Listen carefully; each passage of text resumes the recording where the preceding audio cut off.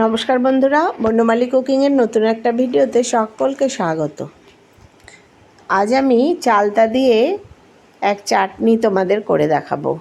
এখন যে কচি চালতা বর্ষার সময় উঠেছে, সেরকম একটা চালতা নিয়ে আমি এরকম টুকরো টুকরো কেটে নিয়েছি। দেখো, পিঠের দিকটা এরকম ফেলে দিয়েছি, আর ভেতরে একটা পাতলা চকচকে মতো পর্দা থাকে, সেটাও আমি তুলে ফেলে দিয়েছি।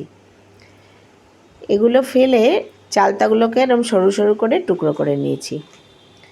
আমি এবার একটা প্রেশার কুকারে অল্প জল নিয়ে এই সমস্ত চালতাগুলো এই প্রেশার কুকারের মধ্যে দিয়ে দেব।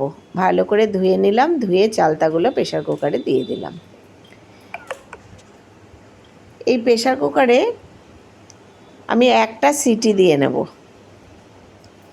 দেখো, প্রেশার কুকারটা আটকে আমি গ্যাস জ্বালিয়ে দেব এবং একটা সিটি দেব। এতেই চালতার মধ্যে যে একটা পিচ্ছিল মতো হয়, সেই ভাবটাও চলে যাবে এবং চালটাও খুব সুন্দরভাবে সেদ্ধ হয়ে যাবে। আমি এবার গ্যাসটা জ্বালিয়ে একটা সিটি দিয়ে নিলাম। এবার একটা মিক্সিং জার নিয়ে নিলাম। তাতে এই মিক্সির মধ্যে আমি নিয়ে নেব, দেখো এখানে নারকেল কোড়া আছে, ফ্রেশ নারকেল কোড়া আমি এখানে 3 চামচ মতো নিয়ে নিলাম। এইটা আমি খুব ভালোভাবে পেস্ট করে নেব। নারকেল কোড়াটা খুব ভালো করে মিহি পেস্ট করে নেব। এই নারকেল দিয়েই আজকে আমি এই চালতার আচার করব।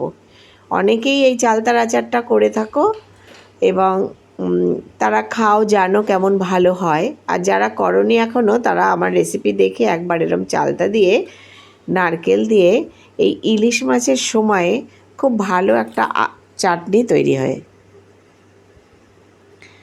দেখো, এবার আমি এগুলোকে জল থেকে তুলে নেব। সব চালতার টুকরোগুলো এবার জল থেকে আমি ছেঁকে তুলে নেব। এই জলটাকে কিন্তু আমি ফেলবো না। চালতা সেদ্ধ করার যে জলটা, এই জলটা আমি খুব কম পরিমাণ নিয়েছি, এটা ফেলবো না বলে। চালতাগুলো আমি তুলে নিয়েছি। এবার এই জলের মধ্যে আমি একটা চালতার জন্য এখানে 150 থেকে 250 মতো যে আখের গুড় পাওয়া যায়, সেই আখের গুড় আমি দিয়ে দেব। দিয়ে এটা ভালো করে জাল দিয়ে নেব।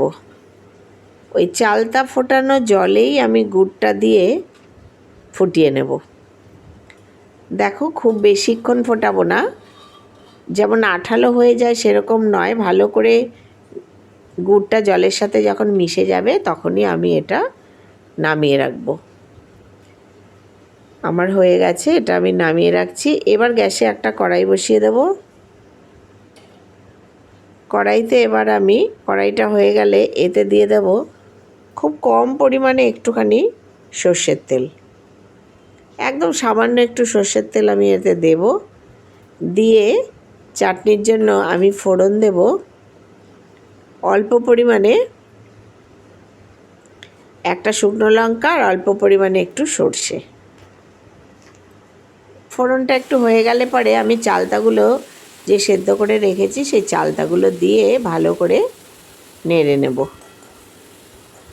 দেখো, চালতাগুলো দিয়ে নেড়ে নিচ্ছি। এবার এখানে খুব সামান্য পরিমাণে একটুখানি নুন দেব। চাটনিতে নুন বেশি হলে কিন্তু খেতে ভালো হয় না।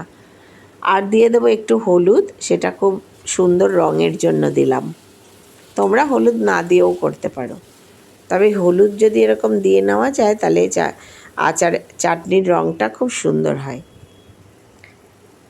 এবার আমি সেই যে নারকেল পেস্ট করে রেখেছিলাম 3 চামচ পরিমাণ, সেই নারকেলটা দিয়ে ভালো করে চালতার সাথে মিশিয়ে নেব। নারকেলগুলো দিয়ে চালতাটাকে খুব ভালো করে মিশিয়ে নিলাম। নতুন বন্ধু যারা আমার ভিডিও দেখছো, তারা ভিডিওটি ভালো লাগলে একটা লাইক করো, সাবস্ক্রাইব করে আমার পাশে থেকো। আর পুরনো বন্ধুদের আমি অনেক অনেক ধন্যবাদ যারা আমার ভিডিও দেখে। এবার দেখো, যে গুড়টা আমি জাল করে রেখেছিলাম, সেই গুড়ের জলটা আমি ছেঁকে এর মধ্যে দিয়ে দেব। আমি কিছুটা পরিমাণ রেখে দিলাম যে বুঝে দেব বলে, কিন্তু আমার এখানে পুরোটাই লেগে যাবে। আমি আবার বাকি যে গুড়ের জলটুকু রয়েছে অল্প পরিমাণ, সেই গুড়ের জলটাও আমি দিয়ে দেবো এর মধ্যে। আর আমি পুরোটাই ছাঁকনিতে ছেঁকে দিলাম। এর মধ্যে অনেক নোংরা থাকে, সেটা ছাঁকনির মধ্যে আটকে যাবে। এবার খুব ভালো করে এটা নেড়েচেড়ে ফুটতে দেবো। এই রকমভাবে একবার নারকেল দিয়ে চালতার চাটনি করে খেয়ে দেখো, দুর্দান্ত খেতে হবে, সকলেই ভালো খাবে বাড়ির।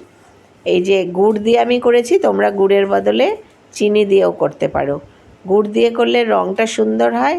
একদম দেখো কি সুন্দর একটা কালার এসেছে, এবং চালতাগুলো কোনো শিলনোড়ায় থেতেও করতে হয় না, কিছুই না।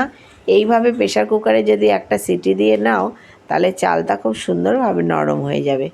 দেখো এবার আমি নামিয়ে নিচ্ছি। আমার হয়ে গেছে এই বর্ষার সময় কচি চালতা দিয়ে নারকেলের চাটনি। এটা খেতে খুবই ভালো হয়।